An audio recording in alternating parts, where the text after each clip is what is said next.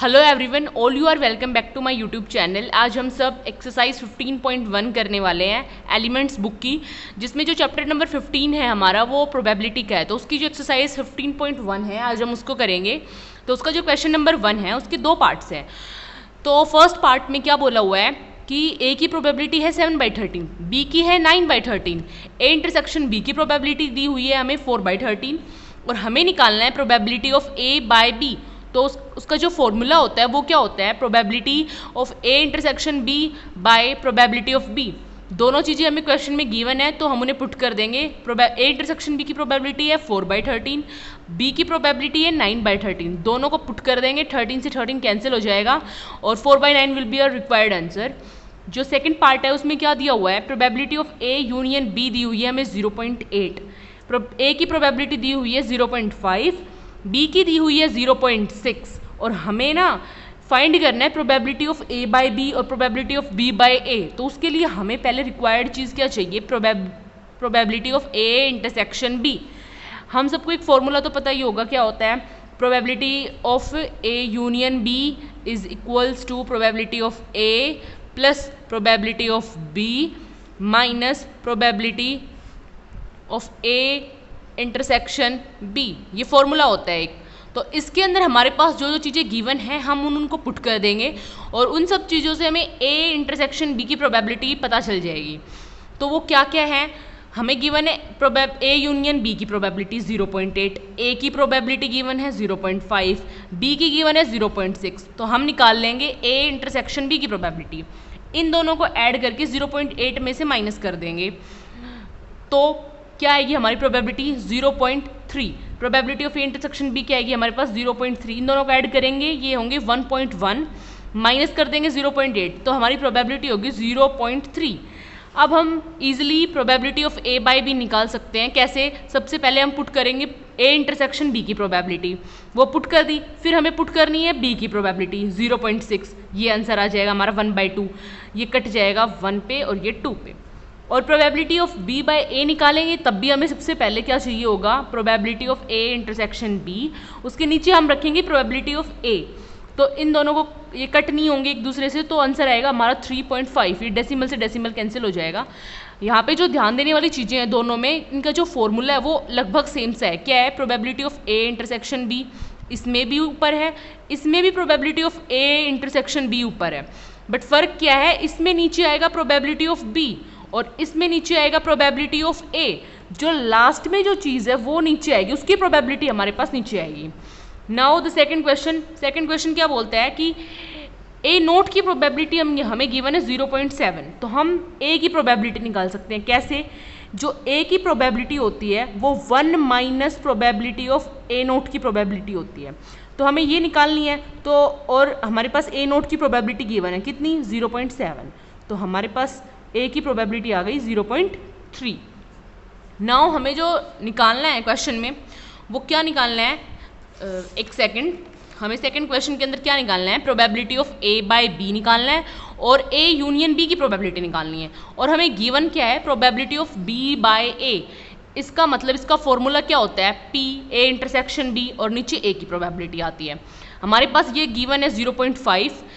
ए intersection B की probability हमें निकालनी है और प्रोबेबिलिटी ऑफ ए हमें 0.3 हमने अभी निकाली है, वही हम सेम पुट कर देंगे। तो इससे हम ये यहाँ पे डिवाइड पे था, इधर आके मल्टीप्लाई में हो जाएगा। तो हमारे पास क्या आ जाएगा 1.5, sorry wait, this will be 0.15। और ये किसके बराबर, हमारे पास ए इंटरसेक्शन बी की प्रोबेबिलिटी आ गई 0.15। आगे क्या करेंगे, जो ए यूनियन बी हमें निकालना है उसका फॉर्मूला मैंने अभी आपको बताया था, क्या होता है, probability of A union B is equals to probability of A plus probability of B minus probability of A intersection B. उन सब चीज़ों को हम पुट कर देंगे तो क्या आएगा हमारे पास, हमने यहाँ पे ए की प्रोबेबिलिटी लिखी, फिर एक सेकेंड, तो हम यहाँ पे वही फॉर्मूला यूज़ करेंगे, ए यूनियन बी की probability is equals to A की प्रोबेबिलिटी प्लस बी की probability minus A intersection B की प्रोबेबिलिटी। तो उसके अकॉर्डिंग हम यहाँ पे ए की प्रोबेबिलिटी प्लस बी की प्रोबेबिलिटी प्लस करेंगे। तो इसमें क्वेश्चन में प्रोबेबिलिटी बी की गिवन है वो है 0.7। ए और बी की प्रोबेबिलिटी ऐड करेंगे तो वो कितनी आएगी 1.0, उसमें से माइनस कर देंगे ए इंटरसेक्शन बी की प्रोबेबिलिटी, जो हमारे पास कितनी आई है 0.15, तो हमारा जो डिजायर्ड आंसर होगा वो कितना होगा 0.85। उसके बाद हमें क्वेश्चन में पूछा गया है ए बाई बी की प्रोबेबिलिटी निकालनी है। ए बाई बी की प्रोबेबिलिटी का फॉर्मूला क्या होता है, T A intersection B by T B, जो बाद में जो टर्म होती है वो नीचे आएगी, उसकी प्रोबेबिलिटी नीचे आएगी। तो हमारे पास गिवन है प्रोबेबिलिटी ए इंटरसेक्शन बी की 0.15, बी की हमें क्वेश्चन में गिवन है 0.7, दोनों को डिवाइड कर देंगे तो हमारा आंसर आएगा 0.214। नेक्स्ट थर्ड क्वेश्चन, एक डाई है उसको रोल किया जाता है और अगर आउटकम कोई इवन नंबर है, इवन नंबर मीन्स डाई में जो हमारे नंबर होते हैं वो 1 से लेके 6 तक होते हैं, उसके अंदर इवन नंबर कौन कौन से आते हैं हमारे 2 4 6, और फिर हमें निकालनी है और लेट की है हमने यहाँ पे कि जो ई है, ई जो इवेंट है वो ये इवेंट है कि उसमें जो हम डाई को अगर रोल करें तो हमारे पास इवन आउटकम आए, और एफ जो इवेंट है वो इवेंट है अगर हम डाई को रोल करें और हमारे पास ओड इवेंट्स आ जाए, सॉरी ओड नहीं, एफ हमारे पास वो इवेंट्स है जब हम डाई को रोल करें और हमारे पास प्राइम नंबर आ जाए। अब हमें पता है कि इन दोनों में से इकलौता एक इवन प्राइम नंबर कौन सा होता है, ये टर्म आप प्लीज़ नोट करिए कि हमारे पास एक ही इवन प्राइम नंबर होता है विच इज़ 2 ऐसा नंबर होता है जो हमारा इवन प्राइम नंबर होता है। पहली बात तो कि प्रोबेबिलिटी इवन नंबर आने की कितनी होगी 3/6, इनको कट कर देंगे कितना आएगा 1/2। एफ यानी कि प्रोबेबिलिटी प्राइम नंबर आने की कितनी होगी, सेम 1/2 होगी। अब हमें क्या निकालना है, probability of E intersection F. तो ई इंटरसेक्शन एफ का फॉर्मूला क्या होता है, मतलब ई इंटरसेक्शन एफ का फॉर्मूला नहीं, हम दोनों को इनमें से इंटरसेक्शन निकालना है। इन दोनों में कॉमन कौन सा है, 2 कॉमन है, तो 2 इनमें से कॉमन है, तो इसकी ए इंटरसेक्शन एफ की प्रोबेबिलिटी कितनी हो गई 1/6। अभी हमारे पास ई इंटरसेक्शन एफ की प्रोबेबिलिटी हमें पता चल गई है, वो है 1/6। अब हमें निकालना है कि हमें प्रोबेबिलिटी फाइंड किस चीज़ की करनी है, इवन नंबर की फाइंड करनी है, मीन्स एफ की फाइंड करनी है। तो हम f को आगे लिखेंगे, f बाय e फाइंड करना है। फॉर एग्जाम्पल इस क्वेश्चन में हमें गिवन है कि आउटकम जो है एक इवन नंबर है, तो इवन नंबर को हम बाद में लिखेंगे। इसका मतलब जो इसका फॉर्मूला होगा वो क्या होगा, probability of e intersection f bye probability of e। e की प्रोबेबिलिटी कितनी है 1/2, e इंटरसेक्शन f की प्रोबेबिलिटी कितनी है 1/6, 2 से ये 3 पे कट जाएगा और इसका जो आंसर आएगा हमारे पास वो आएगा 1/3। नेक्स्ट जो हमारे पास फोर्थ क्वेश्चन है उसके हमारे पास 3 पार्ट्स हैं। उसमें क्या दिया हुआ है हमें कि हमें e बाय एफ निकालना है और उसमें e के केसेस गिवन है, हमें f के केसेस गिवन है। और सबसे पहली जो बात है कि कॉइन को 3 टाइम्स टॉस किया गया है, तो इस क्वेश्चन के लिए ना आपको केस बनाने पड़ेंगे। केस बनाना बहुत ही ईजी होता है, अगर आप एक बार समझ लेते हैं तो। केस कैसे बनाते हैं हम, पहले आप HT हेड टेल लिखते जाइए, और हमने 3 टाइम्स इसको टॉस किया है, तो कॉमन सी बात है कि हमारे जो केस होंगे वो 8 केस बनेंगे, 3 3 6 और 2 8 केसेस बने। HT हेड टेल आपने लिख लिया 8 टाइम्स ऑल्टरनेटिव। फिर हम 2 बार लिखेंगे, 2 बार हेड लिखेंगे, 2 बार टेल लिखेंगे, 2 बार हेड लिखेंगे, 2 बार टेल लिखेंगे। फिर हम लिखेंगे 4 बार हेड और 4 बार टेल। अब हमें इसमें क्या फाइंड करना है, फर्स्ट पार्ट में क्या बोलता है हमारे ई है heads on third toss. Third toss में हेड कितनी बार आते हैं, 4 बार आते हैं, तो ई की प्रोबेबिलिटी कितनी हो गई 4/8। एफ क्या बोल रहा है, हेड्स ऑन फर्स्ट 2 टॉसेज, पहले जो 2 टॉस किए गए उनमें हेड कितनों में आया, फर्स्ट 2 टॉसेज में हेड कॉन्जिक्यूटिव हेड कितने में आया, एक में इसमें दोनों बार हेड है और सेकंड इसमें दोनों बार हेड है, मींस 2/8 प्रोबेबिलिटी हो गई एफ की। एज आई टोल्ड यू कि हमें ई बाय एफ की प्रोबेबिलिटी निकालनी है, तो हमें सबसे पहले ई इंटरसेक्शन एफ निकालना पड़ेगा। दोनों में कॉमन कौन सा है, कॉमन कौन सा है, इसने बोला था हेड्स ऑन थर्ड टॉस ये वाला, और आगे 2 वाले भी हेड होनी चाहिए सेकंड एफ के अकॉर्डिंग, तो ये वाला जो होगा हमारा ई इंटरसेक्शन एफ हो जाएगा, 1/8 हमारा इंटरसेक्शन हो गया। ई बाय एफ को कैसे निकालेंगे, सबसे पहले ई इंटरसेक्शन एफ का फॉर्मूला लिखा 1/8, फॉर्मूला सॉरी उसका मतलब जो वैल्यू गिवन है वो 1/8। फिर एफ की प्रोबेबिलिटी लिखी 2/8, 8 से 8 कैंसिल कर दिया, 1/2 इसका आंसर आ जाएगा। सेकंड क्वेश्चन में क्या दिया हुआ है, ई हमें दिया हुआ है एटलीस्ट 2 हेड्स होने चाहिए, तो ऐसे कितने केस हैं हमारे जिनमें एटलीस्ट 2 हेड हैं ही हैं, 4 केसेस हैं हमारे, फर्स्ट सेकंड थर्ड और फोर्थ, ये 4 केसेस ऐसे हैं जिनमें 2 हेड हैं ही हैं। इसका मतलब 4/8 ई की प्रोबेबिलिटी हो गई। एफ क्या बोला हुआ है, at most 2 heads, means 2 heads हो सकते हैं, 2 हेड से कम हो सकते हैं, पर 2 हेड से ज़्यादा नहीं होनी चाहिए।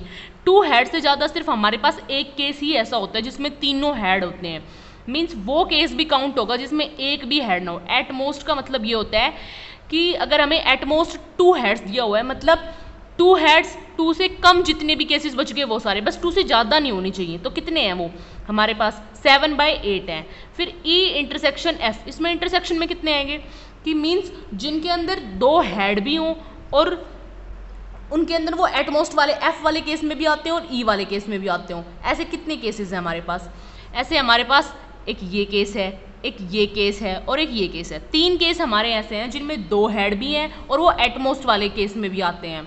तो इसकी जो ए इंटरसेक्शन एफ की प्रोबेबिलिटी होगी वो कितनी होगी, 3/8। हम इन सबको फॉर्मूले में पुट कर देंगे। हमें क्या निकालना है, प्रोबेबिलिटी निकालनी है E/F की। फॉर्मूला क्या होता है, E इंटरसेक्शन F को पहले लिखेंगे 3/8, फिर उसके बाद F की प्रोबेबिलिटी लिखेंगे 7/8, 8 से 8 कैंसिल हो जाएगा, हमारा आंसर आएगा 3/7। नेक्स्ट थर्ड पार्ट, उसमें क्या बोल रहा है, एटमोस्ट 2 टेल्स। एटमोस्ट का मतलब 2 टेल्स हो सकती हैं, 2 से कम हो जिसमें 2 टेल से कम भी टेल हो या फिर किसी में एक भी टेल ना हो वो केस भी इंक्लूड होगा, बट जिसमें 2 से ज़्यादा टेल्स हैं वो केस इंक्लूड नहीं होगा। इसका मतलब ई की प्रोबेबिलिटी कितनी आएगी हमारे पास, 7/8। एफ में क्या बोल रहा है, एटलीस्ट 1 टेल होना ही होना चाहिए हमारे पास। तो एटलीस्ट 1 टेल हर केस में होता है, सिर्फ एक इस केस में एक भी टेल नहीं है, हेड हेड हेड वाले में, तो इस केस को छोड़ के बाकी सारे 7/8।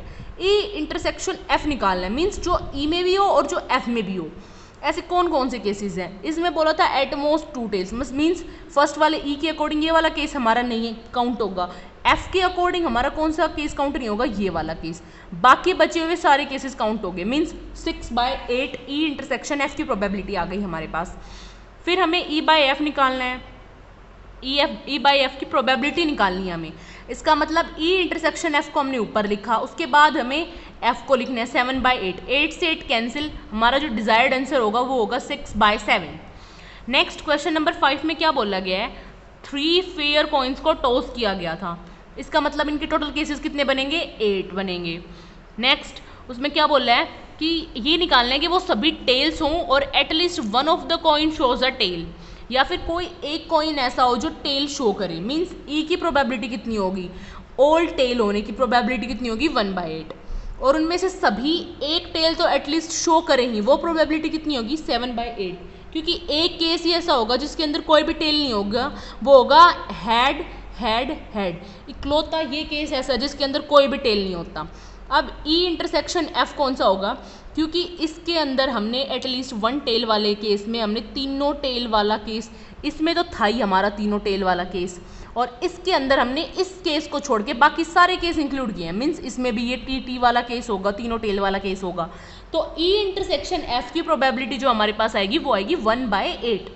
उसके बाद हम निकालेंगे प्रोबेबिलिटी ऑफ E/F। सबसे पहले लिखेंगे हम ई इंटरसेक्शन एफ, कितना है हमारे पास, 1/8। फिर एफ की प्रोबेबिलिटी लिखेंगे, कितनी है हमारे पास, 7/8, 8 से 8 कैंसिल, हमारा जो आंसर आएगा 1/7। नेक्स्ट क्वेश्चन नंबर 6 में क्या बोल रहा है, a die is thrown twice. एक डाई थी, उसको 2 बार उछाला गया है। Sum of the number appearing is observe to be 6। What is the conditional probability that the number 4 has appeared at least once. ये दिया हुआ है हमें, तो हमें पहले क्या करना है, हमें ये देखना है कि अगर हम 2 बार डाइस को उछालते हैं तो हमारे पास ऐसे कितने केसेस होते हैं जिनका सम 6 होता है, 3-3, 4-2, 2-4, 5-1 और 1-5, मीन्स टोटल 5 केसेस होते हैं। और जब अगर हम 2 डाइस को उछालते हैं तो टोटल केसेस कितने बनते हैं, 6 की पावर 2, कितने, 36 केसेस बनते हैं टोटल। तो एफ की प्रोबेबिलिटी कितनी हो जाएगी, 5/36। और ई की प्रोबेबिलिटी क्या बोला है हमें कि 4 ना एक बार एटलीस्ट वंस अपीयर होना ही होना चाहिए हमारे पास, तो उसकी प्रोबेबिलिटी कितनी होगी, 11/36। उसके बाद में ई इंटरसेक्शन एफ की प्रोबेबिलिटी, मीन्स इसमें इन दोनों केसेस में से हमें वो केस निकालना है जो दोनों में कॉमन हो। इसमें तो सारे 4 वाला मतलब आगे या पीछे दोनों में, एक केस में आगे या पीछे इन दोनों नंबर्स में एक 4 होना ही होना चाहिए। और इसमें 4 वाले कौन से केसेस हैं हमारे, एक तो ये केस है और एक ये केस है, मीन्स ये दोनों इसमें भी होंगे और इसमें भी हैं। तो इसका मतलब E इंटरसेक्शन F हमारे पास कितना आ गया, 2/36। अब हम निकालेंगे probability of E by F। इसका फॉर्मूला क्या होता है, probability of E intersection F कितनी है, 2/36, F की प्रोबेबिलिटी 5/36, 36 से 36 कैंसिल हो गया और हमारा आंसर आ गया 2/5। नेक्स्ट हमारा जो 7th क्वेश्चन है उसमें क्या है, a pair of dice is thrown, फिर से 2 डाइसों को उछाला गया है। If the 2 number appearing on them are different, दोनों नंबर डिफरेंट हो, और find the probability that the sum of numbers is 6। इसमें 2 फिर पार्ट्स कर दिए हैं इस क्वेश्चन के, the sum of numbers is 6 और सेकंड पार्ट है the sum of the number is 4 और लेस। इसमें सबसे पहले हम प्रोबेबिलिटी ऑफ E निकालेंगे। एज आई टोल्ड यू कि हम ना हर बार E उसको रख रहे हैं, उस केस को लेट कर रहे हैं जो हमें फाइंड करना है। फॉर एग्जाम्पल इस क्वेश्चन में हम क्या फाइंड कर रहे हैं, सम ऑफ नंबर्स इज 6 की प्रोबेबिलिटी फाइंड कर रहे हैं। तो हम E को वही लेट करेंगे कि दोनों जो सम हो, दोनों जो नंबर्स हो एक केस में उनका सम 5 हो। हम इसका मतलब वो एक केस में वो 2 नंबर जिनका सम 5 हो, वो कौन से नंबर होते हैं, as I already told you 3 3, 4 2, 2 4, 5 1 और 1 5, 5 नंबर ऐसे होते हैं। इसका मतलब 5/36 इसकी प्रोबेबिलिटी हो जाएगी। फिर जो हमें गिवन है कि दोनों जो मतलब केस के अंदर जो दोनों नंबर होंगे वो डिफरेंट होंगे, ये हमें गिवन है। तो हम हर बार उस चीज़ को F लेट करते हैं जो हमारे पास गिवन है। तो हमें पता है कि एक जो मतलब ये 2 डाइस को उछालते हैं और इसमें जो केस बनते हैं, इसमें सिर्फ 6 केस ऐसे होते हैं जो सेम होते हैं। कौन से, 1 1, 2 2, 3 3, 4 4, 5 5 और 6 6। ये दोनों के ये केसेस ऐसे होते हैं जो सेम होते हैं। इनके अलावा जितने भी केसेस होते हैं उनमें दोनों नंबर डिफरेंट होते हैं। तो इसका मतलब 30/36 होगी F की प्रोबेबिलिटी जो हमें गिवन है। उसके बाद में हमें निकालना है probability of E intersection F। सबसे पहले कैसे निकालेंगे E इंटरसेक्शन F को, जो दोनों में कॉमन हो। दोनों में कॉमन मीन्स ये 3 3, ये केस ऐसा होगा जो दोनों में कॉमन होगा। सॉरी 3 3 तो हमने छोड़ दिया है, 3 3 के अलावा जितने भी केसेस होंगे, मीन्स 4 जो इसमें केसेस बचे हैं वो, और बाकी इसमें मतलब आए होंगे वो 3 3 को छोड़ के बाकी सारे केसेस इसके अंदर भी इंक्लूड होंगे। तो इसका जो E इंटरसेक्शन F आएगा वो कितना आएगा, 4/36। इसके बाद जो हमें क्वेश्चन में निकालना है E बाय F की प्रोबेबिलिटी, वो कितनी होगी हमारे पास। सबसे पहले E इंटरसेक्शन F की प्रोबेबिलिटी 4/36, फिर F की प्रोबेबिलिटी हमारे पास कितनी है, 30/36। जो गिवन होती है हम उसको F की प्रोबेबिलिटी लेट करते हैं और उसी को ही फॉर्मूले में लिखा जाता है नीचे। तो 36 से 36 कैंसिल, 4/30 बचेगा, इसमें भी 2 से कैंसिल हो जाएगा, ये 2 2 जो 4 पे और ये 2 15 जहाँ पे, और आंसर आ जाएगा हमारा 2/15। नेक्स्ट 7th का ही जो सेकंड पार्ट है हमारे पास वो क्या बोलता है, जो हमारे पास सेकंड पार्ट है उसमें क्या बोल रहा है, हम E उसको लेट कर रहे हैं जो हमें फाइंड करना है। इसका मतलब हमें क्या फाइंड करना है, किसकी प्रोबेबिलिटी फाइंड करनी है, the sum of the number is 4 और लेस। मीन्स एक केस में जो 2 नंबर होते हैं उनका सम 4 हो या फिर 4 से कम हो। ऐसे कौन से हैं, 2 2, मतलब इसका सम भी 4 होगा, इसका भी 4 होगा, इसका भी 4 होगा, इसका भी 2 और इसका 3 और इसका 3। ये टोटल जो 6 नंबर ऐसे हैं हमारे पास जिनका सम या तो 4 है या फिर 4 से कम है। इसका मतलब हमारे पास E की प्रोबेबिलिटी कितनी हो गई, 6/36। F की प्रोबेबिलिटी एज ऑलरेडी हमें गिवन है कि जो केस के अंदर 2 नंबर है वो दोनों ही हमारे पास डिफरेंट हो, कितनी, 30/36। फिर E इंटरसेक्शन F, दोनों ही नंबर डिफरेंट हो तो वो इसमें आ गए। और अब इसके अंदर इन 6 नंबर में से वो नंबर देखने में जो दोनों में डिफरेंट हो, तो कौन से हैं, एक तो ये, एक ये और एक ये और ये। 4 नंबर ऐसे हैं जो इसमें भी हैं और इसमें भी हैं। इसका मतलब इन दोनों का जो इंटरसेक्शन होगा वो कितना होगा, 4/36। उसके बाद जो हमें फाइंड करना है E बाय F की प्रोबेबिलिटी, इसमें क्या क्या लिखना है हमें, E इंटरसेक्शन F की प्रोबेबिलिटी सबसे ऊपर लिखेंगे, फिर हम लिखेंगे F की प्रोबेबिलिटी कितनी है। E इंटरसेक्शन F की कितनी थी, 4/36, उसको लिखा। F की लिखी हमने 30/36। 36 से 36 कैंसिल, आंसर आ गया हमारा 4/30। इसमें ये भी कट हो जाएगा 2 पे और ये 15 पे, तो कितना आ गया आंसर, 2/15। इन दोनों ही पार्ट्स का आंसर 2/15 है। नेक्स्ट हमारे पास 8 क्वेश्चन है, 2 unbiased dice are thrown, find the probability that sum is 8 और greater if 4 happens on the first die. क्या बोला गया है, पहले तो हमें जो जिसकी प्रोबेबिलिटी निकालनी है कि the if 4 appears on the first die, उसको हम ई लेट करेंगे।